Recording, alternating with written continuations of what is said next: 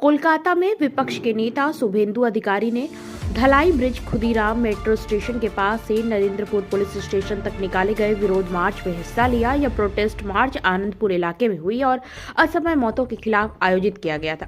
मार्च के दौरान शुभेंदु अधिकारी ने राज्य सरकार और प्रशासन पर गंभीर आरोप लगाते हुए कहा कि भ्रष्ट व्यवस्था और लापरवाही के कारण आम लोगों की जान जा रही है।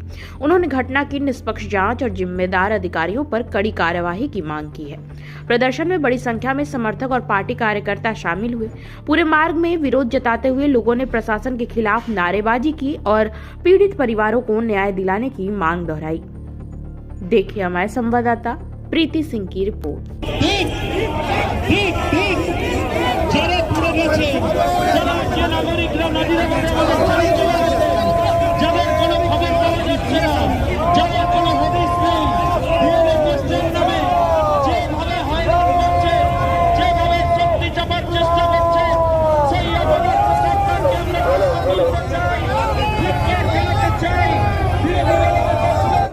সভাপতি ভাই উৎপলকে, আমাদের ডায়মন্ড হারবারের সভানেত্রী বোন সভাকে এবং বিশেষ করে আমাদের সোনারপুরে যত মন্ডল প্রেসিডেন্ট ভাইরা আছেন, যুব মোর্চা, মহিলা মোর্চা আছেন, তফসিলি মোর্চা আছেন, আমি প্রত্যেককে কৃতজ্ঞতা জানাবো।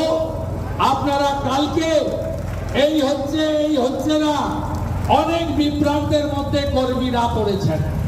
তারপরেও অনেকেরই টিফিন হয়নি আজ সকালে, হয়তো এক কাপ চা বা একটা শরবত খেয়ে বাড়ি থেকে বেরিয়ে এসেছে। বাড়ি থেকে ফিরতে 4টে সাড়ে 4টা হয়ে যাবে, কিন্তু আপনারা সবাই আজকে এসেছেন।